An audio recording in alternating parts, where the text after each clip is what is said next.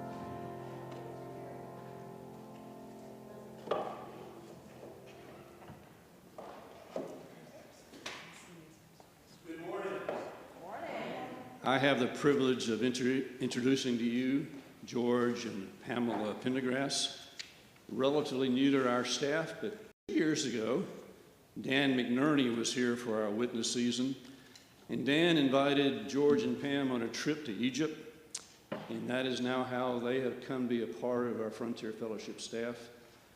And they've been over for, I think George said, a couple years, but I never even met them until last summer, as I took Jim up to the New Wilmington Mission Conference. And so I'm so glad to have them. And I wish I'll had some of them more time to be with them, but I'm going to ask George and Pam to come forward. And let me just ask your blessing on the time. Father, we thank you for this witness season. Thank you for the heritage that this church has had through the years in spreading the gospel here, there, and everywhere. So thank you for George and Pam and encouraging us.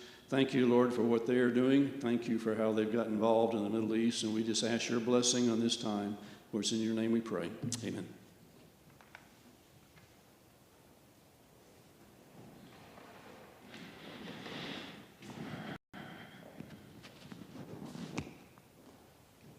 Good morning, y'all. Some of you probably were already in here, so if you were here for first service, I won't repeat, and I'll wait until second service, because hopefully you guys are all going to be here for second service. Thank you for having us. We're really appreciative to Cody and Jim for inviting us. We've had an amazing time here.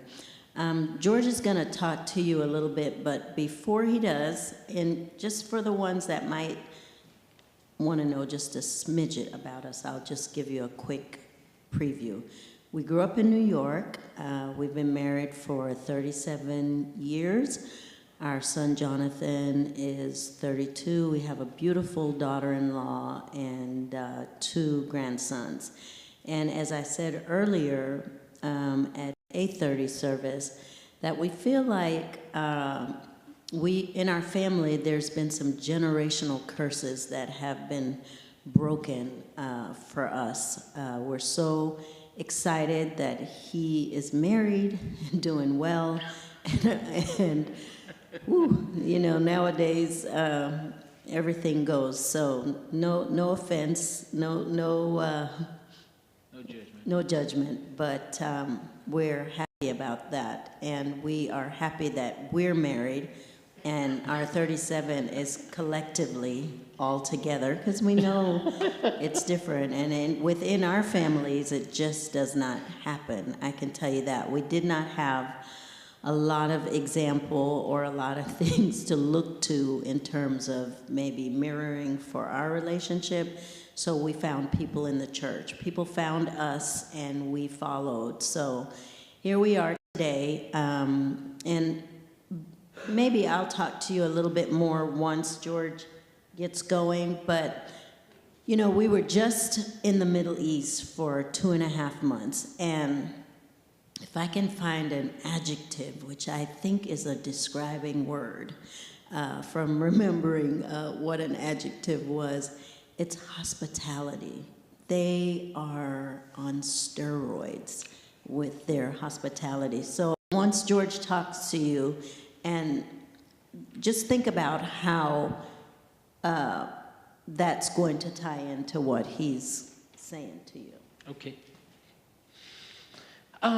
Good morning. Good afternoon. It's still morning, right? Okay, good morning. My presentation style may be a little less formal than you're probably used to, but this is a Bible class, so I hope you all will talk back. I'd really love to hear you, and I know it's going to be kind of difficult with your mask on, but I really would love for you to engage. So today, I would want to center our thoughts around 2 Kings chapter 6. And I want to tell you an interesting story. If you've never read this particular story, it's one of my most enjoyable stories from the Bible. I find it to be absolutely intriguing and extremely appropriate for what we are doing. 2 Kings chapter 6, let me tell you what's going on.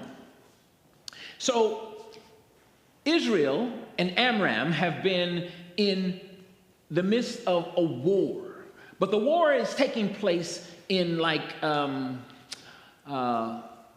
there are times when the king of Amram will try to set an ambush and a raid for the children of Israel, depending upon where they were.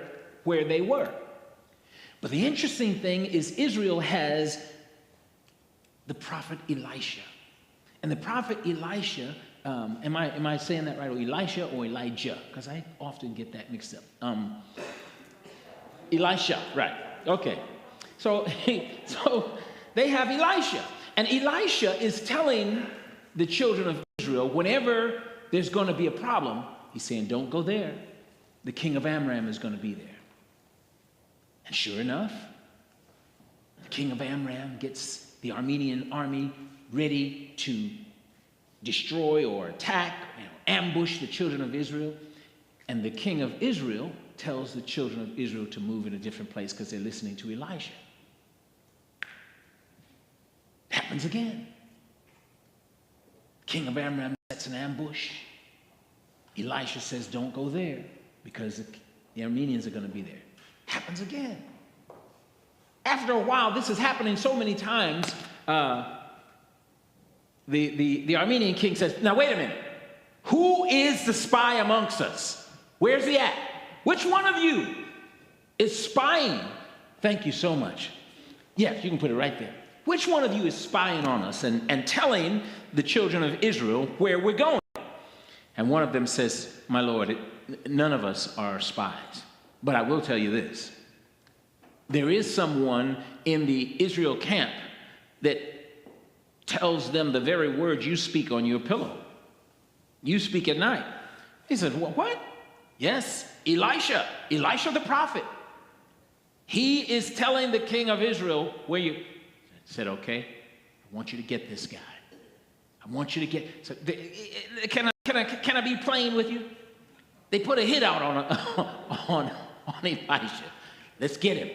Okay? I want you to go to where he's at. He's in Dothan. Go to Dothan. Bring a big military presence. And I want you to capture him. And so they set out to Dothan. And they get to Dothan. And early one morning, Elisha's servant gets up.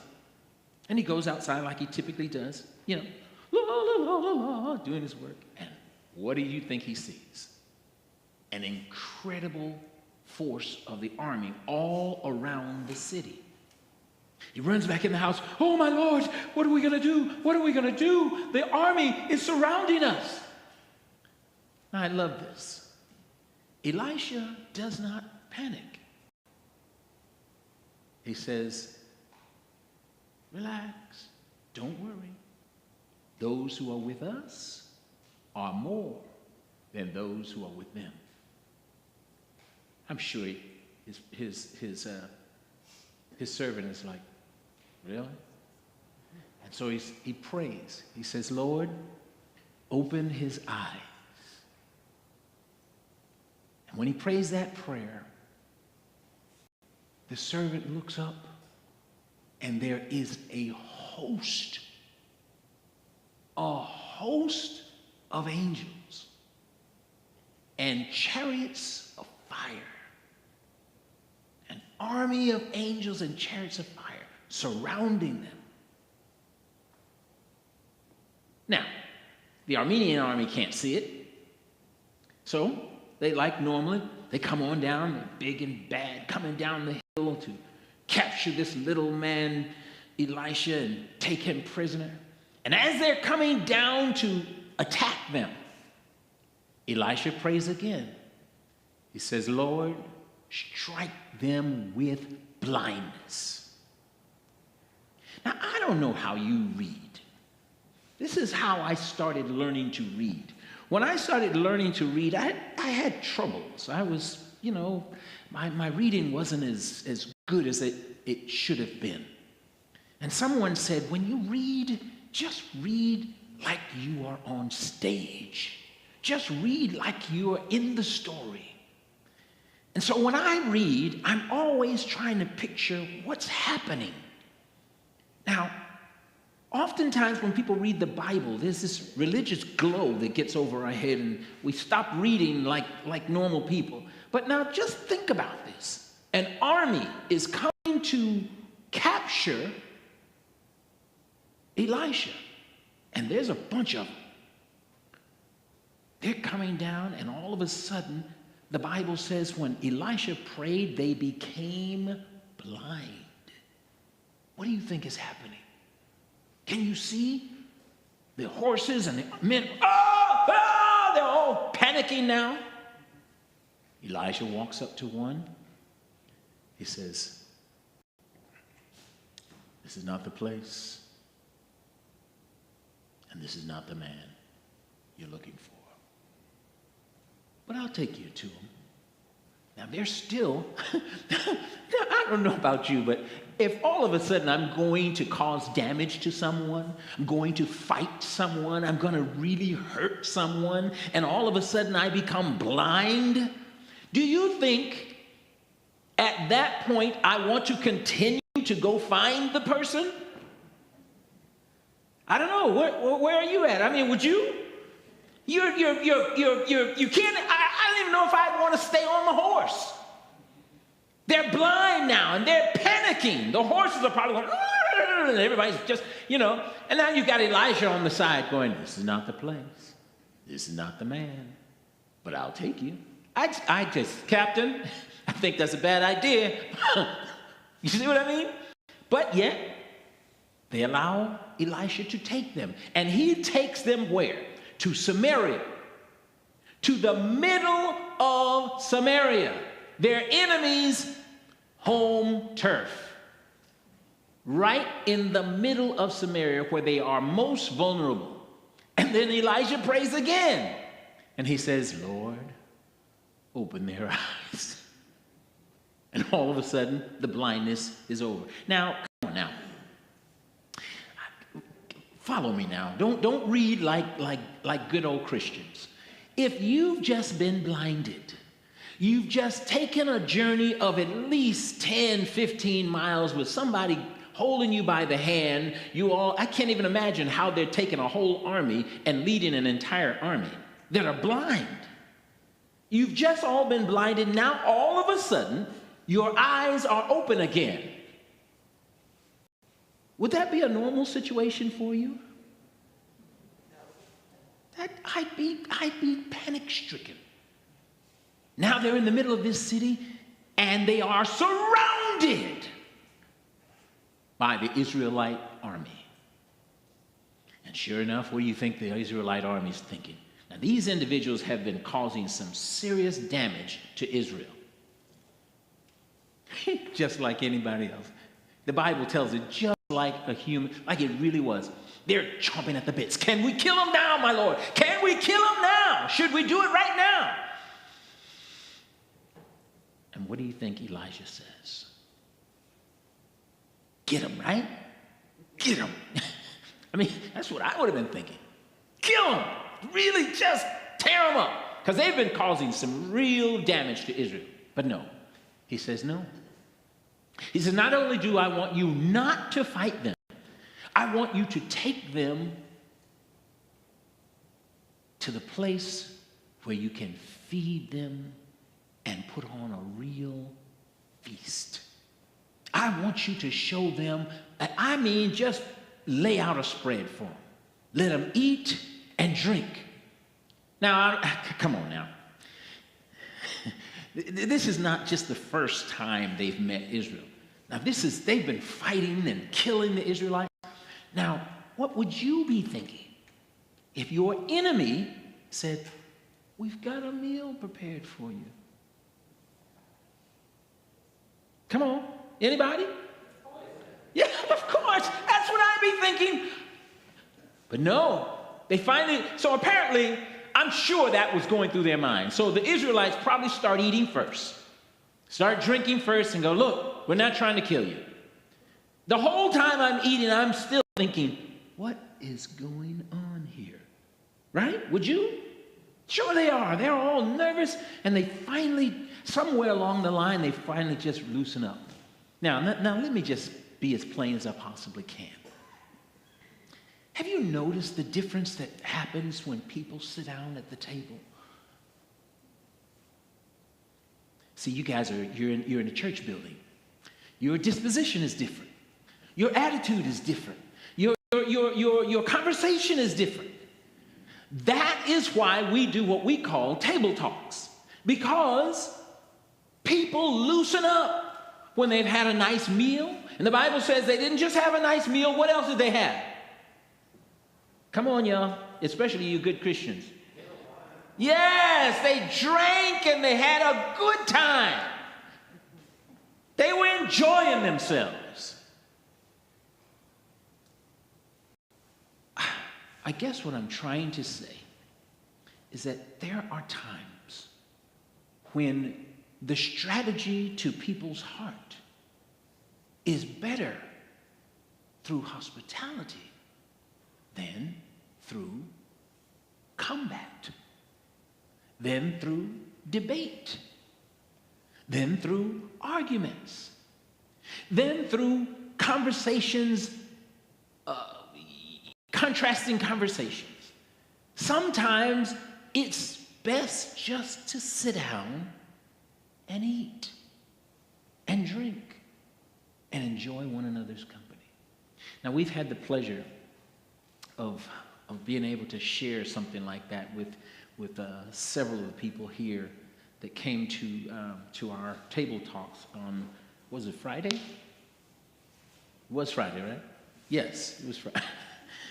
And it was beautiful because we talked about things that you typically cannot talk about, or it's hard for people to talk about in church buildings.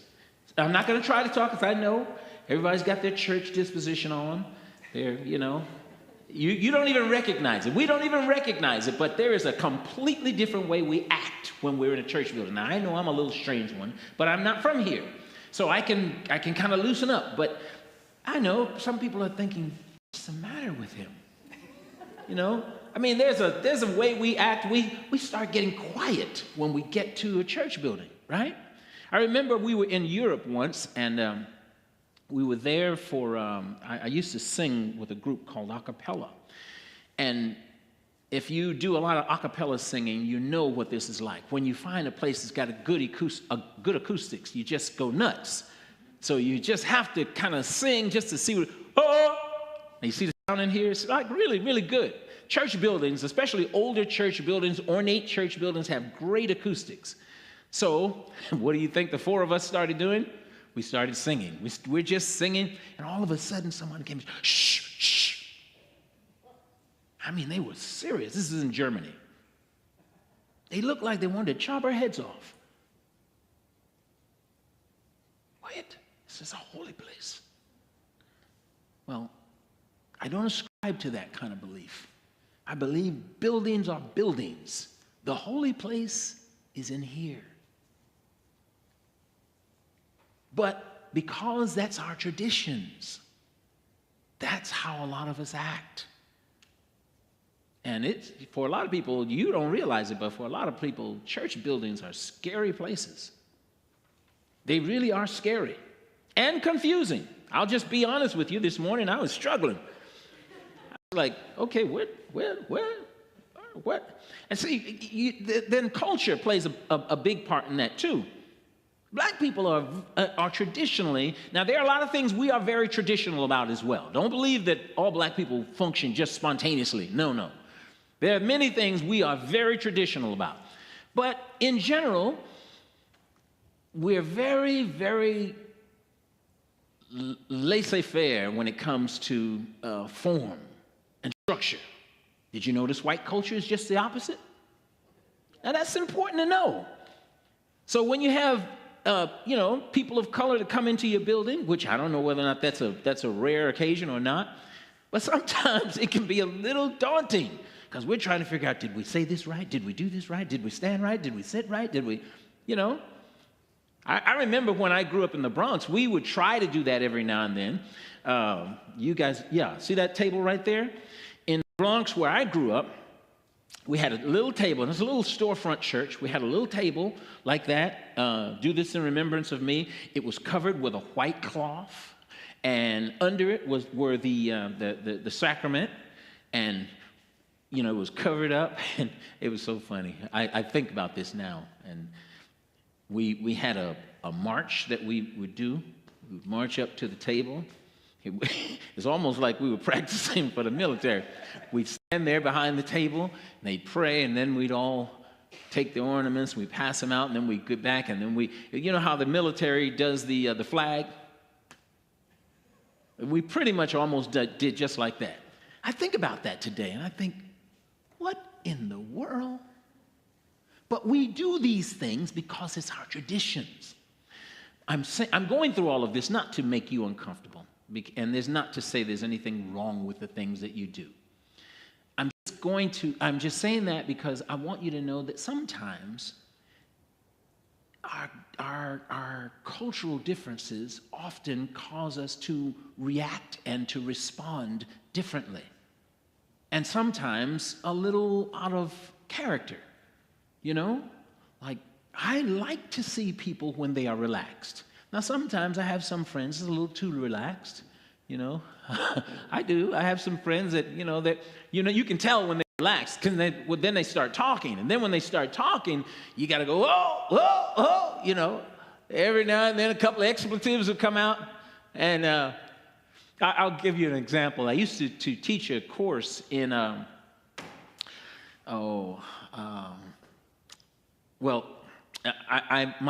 life as a teacher and a preacher. And sometimes people that are not necessarily church-oriented don't function like that. If they feel good and excited, they just go for it. And he said a couple of expletives but I knew he was just trying to express how excited and comfortable he felt. Well, oftentimes people don't get comfortable in these kind of settings. So you have to find another setting to help people to talk about things that matter. Now, I'm going to ask my wife, amongst the both of us, as you can tell, which one of us do you think is a little more formal, a little more graceful, a little more, it's her. It's definitely her.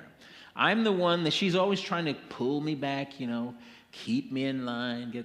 But, I just feel like sometimes differences are important.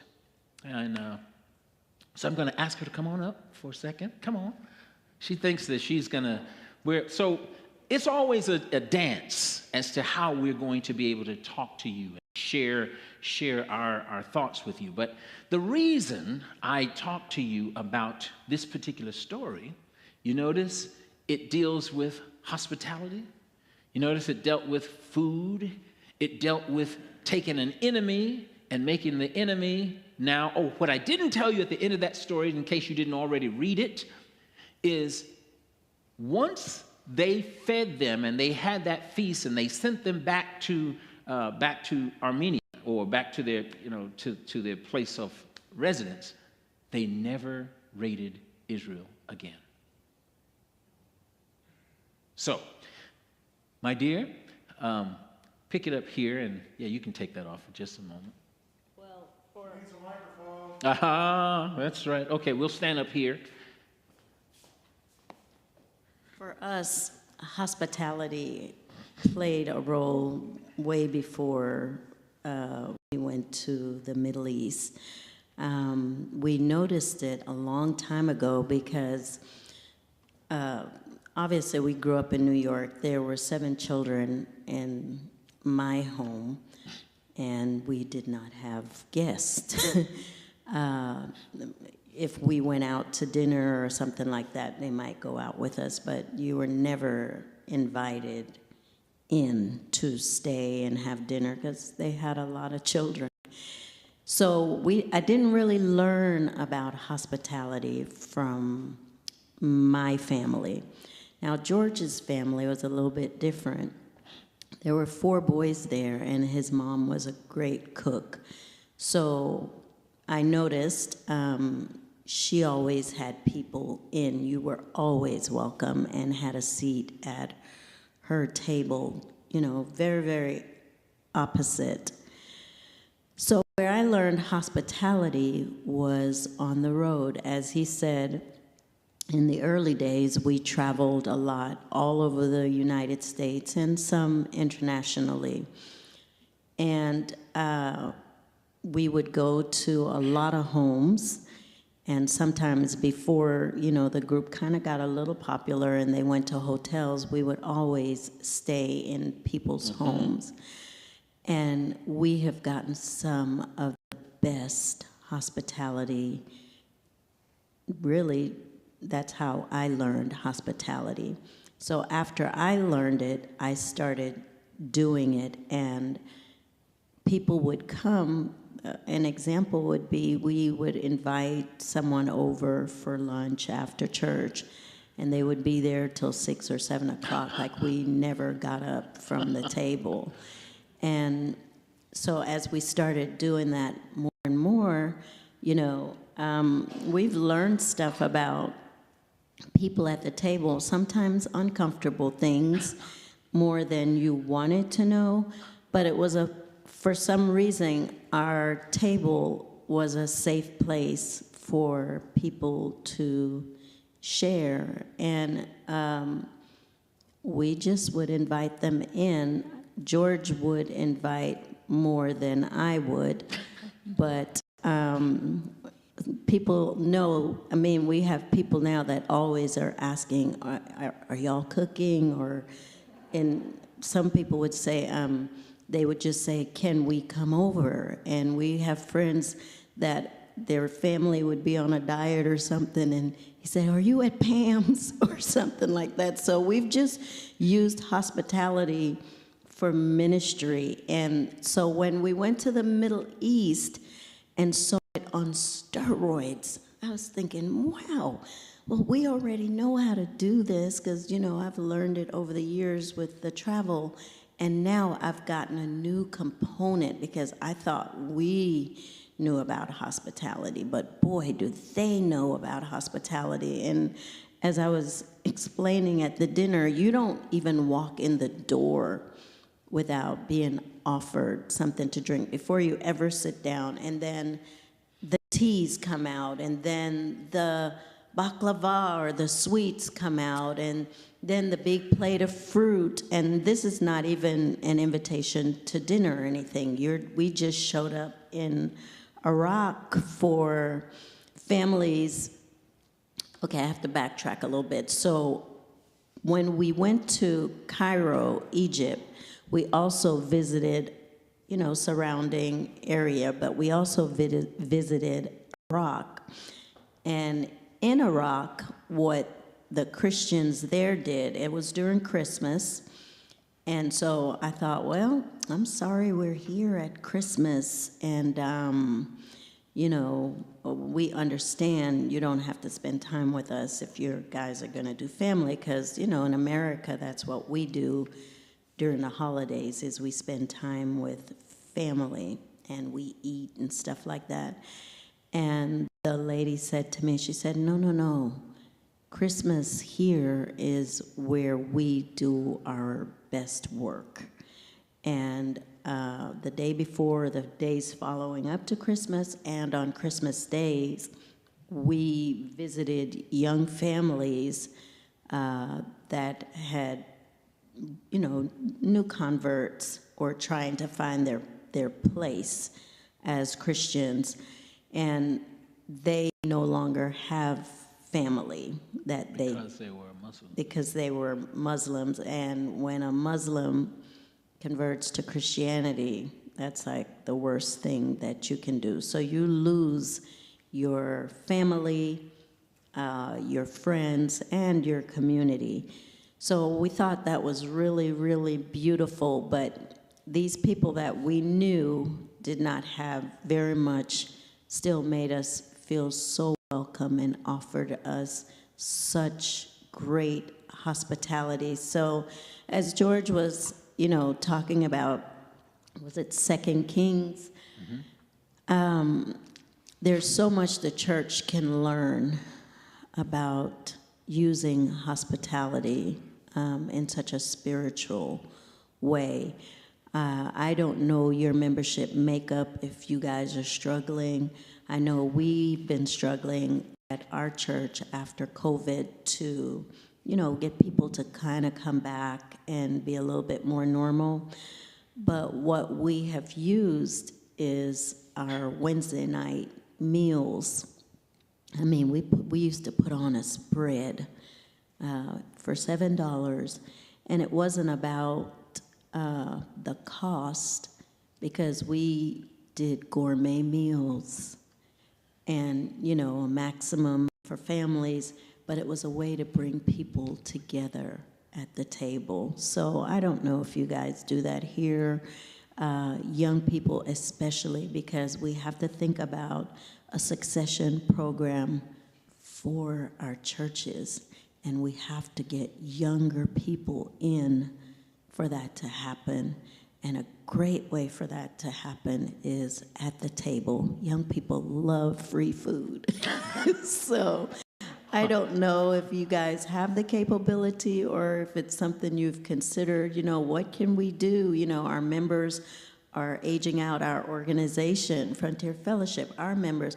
We always have to think about ways to reproduce ourselves so that we can share the message of the cross with others. Okay, stay still.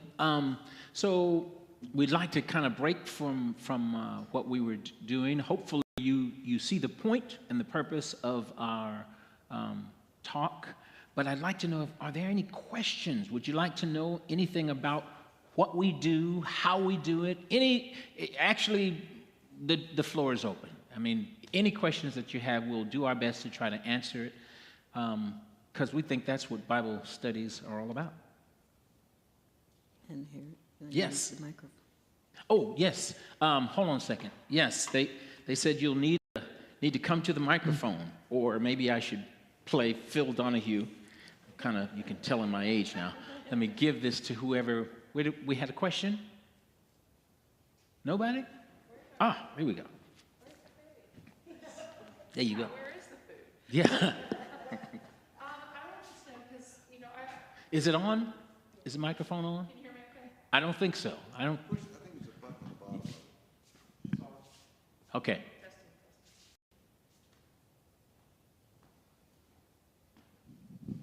Try it. There you go. Can y'all hear me? No?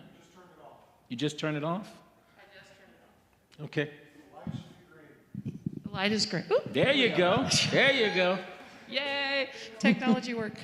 So in working with the Iraqis and with the Egyptians, you're dealing with so many different types of cultures within those countries. Because in Iraq, you've got Kurdistan, you've got so many subcultures there. How do you navigate between those different cultures within the countries themselves? Good question. Well, not just the Iraqis within Egypt. Every place we went had a subculture. Upper Egypt, we went to a small village, I think it was Kenna, and it was a very rural community. Our neighbor right next to us went to work on a donkey, and the donkey went in to where they stayed for the evening. It was just very, very different. So I think we are such an anomaly to them because we're black and we don't go and we don't come, that I felt like everywhere we went, people were so interested in what we had to say, like, why are you here? And even among the Egyptians, they would say, why you go there? Why are y'all going to Iraq, you know? And again, it's the perception of fear of the unknown. They were afraid, and I said, but you know, in the U.S., they're afraid of y'all. So it's all relative.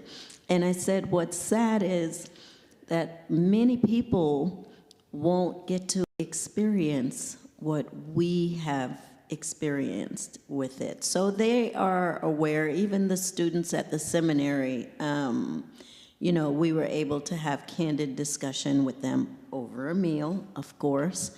And it just is what it is. It's maybe for us, I felt like there was more acceptance just based on our color.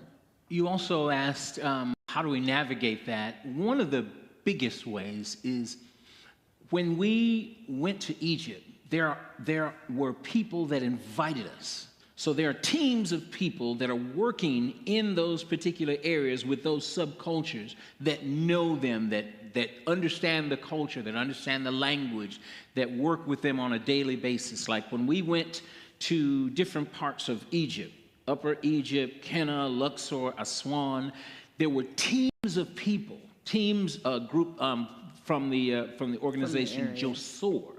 They are Egyptians that are sending out missionaries into the 1040 region, Egypt and Yemen and all different places Jordan. Around that.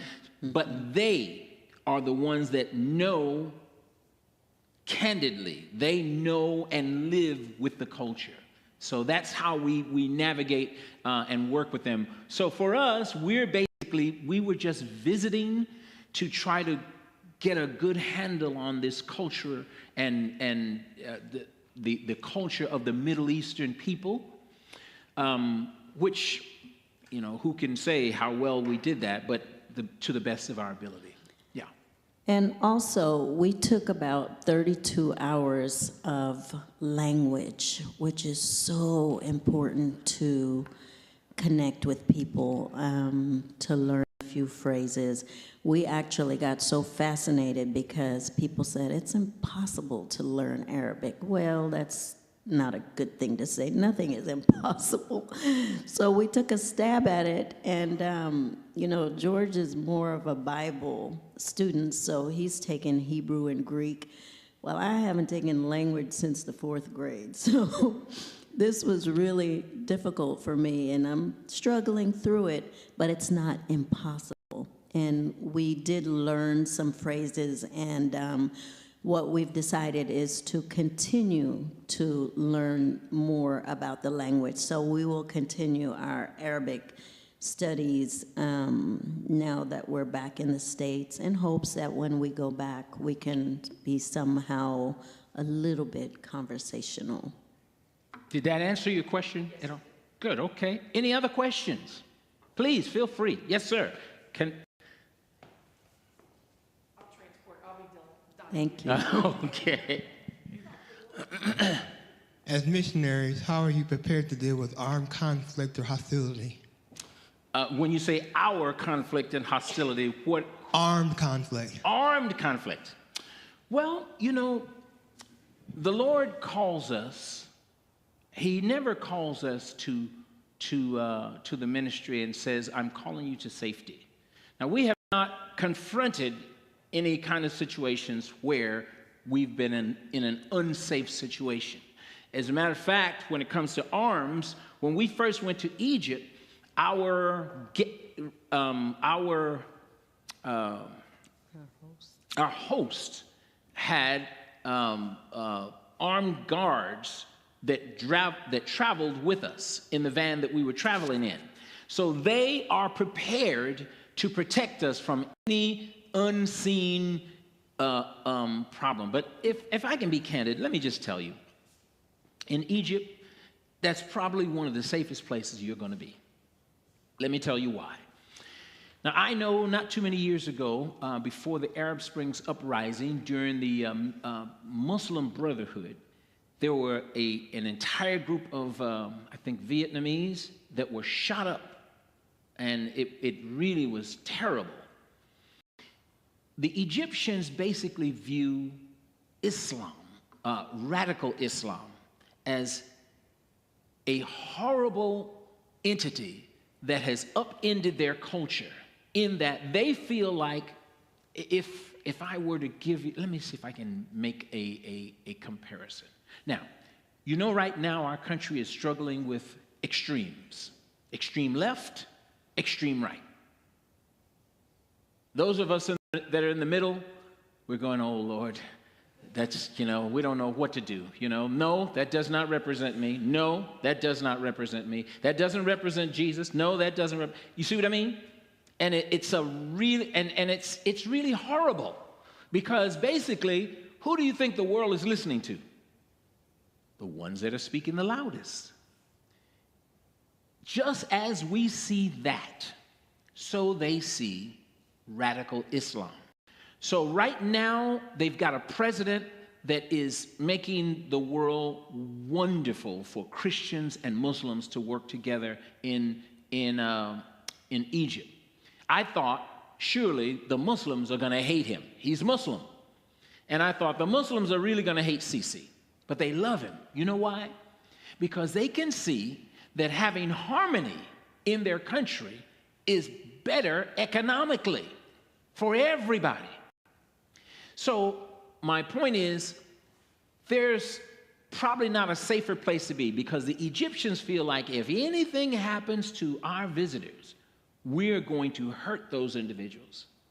And they're working hard to make sure, so, you know, they kind of go overboard. When you go there, they typically, if you go in with some kind of institution, they will typically try to put you with a van. They want to know where you're traveling. They want to make sure they have security every place you go.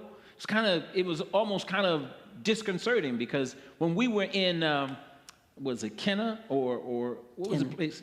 So we're in Kenna, and we drive up to a particular area, and before we even get there, the military people that are you didn't even know they were military until you get there, and they're following us, or they're leading us. They're going, they talk to the people that we were with, and they're going, where are they going?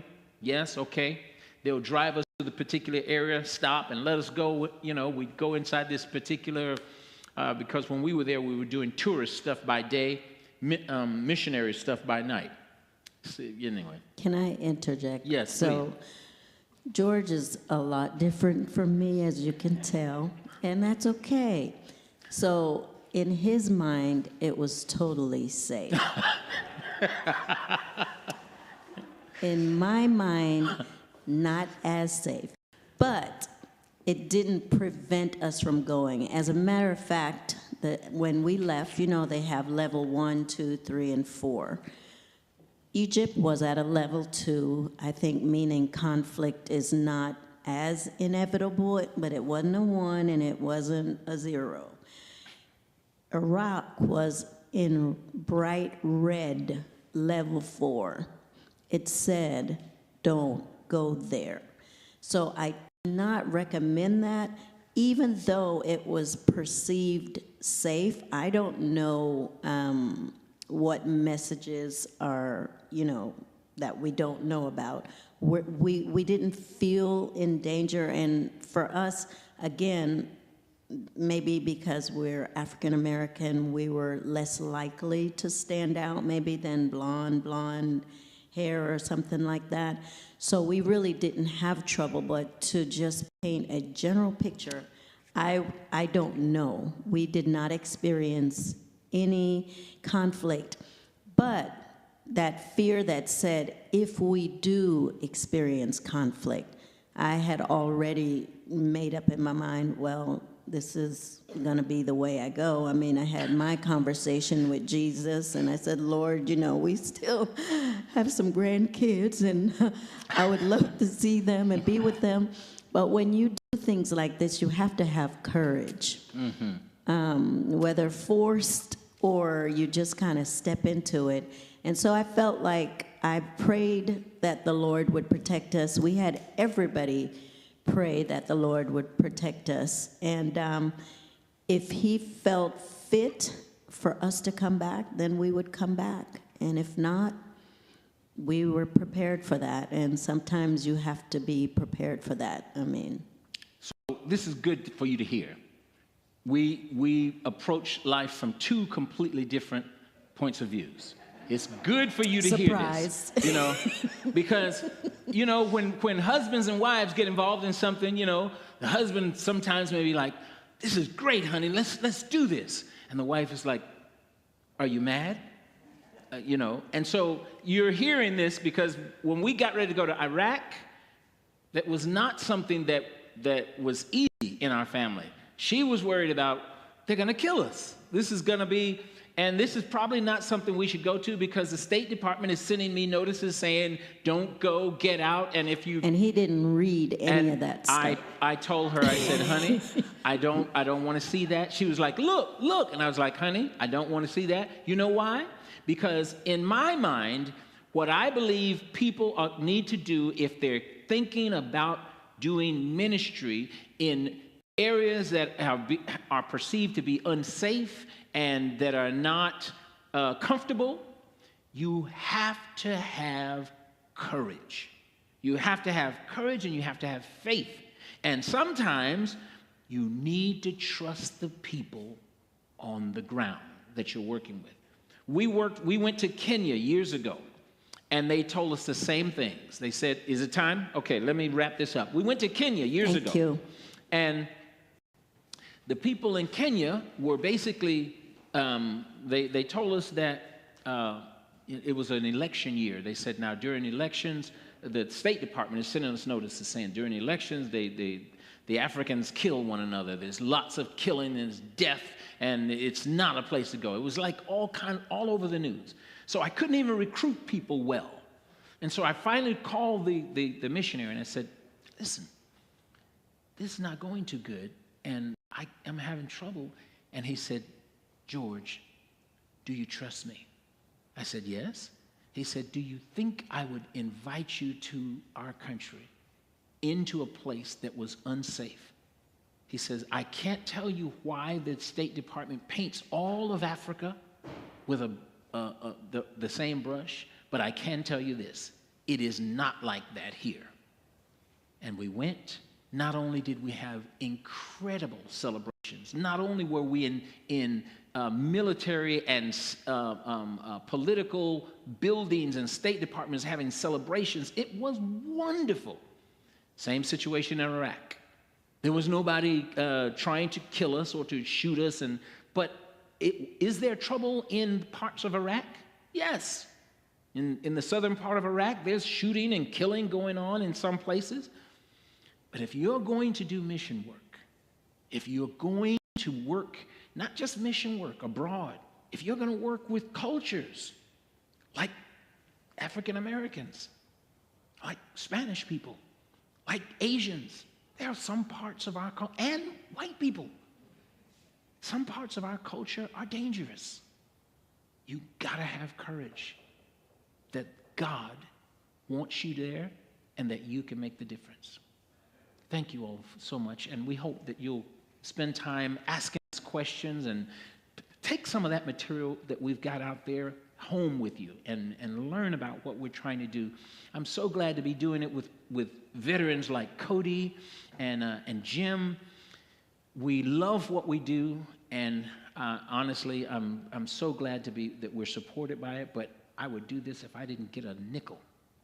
Probably couldn't do it with my wife, but... but we thank you all so much. God bless.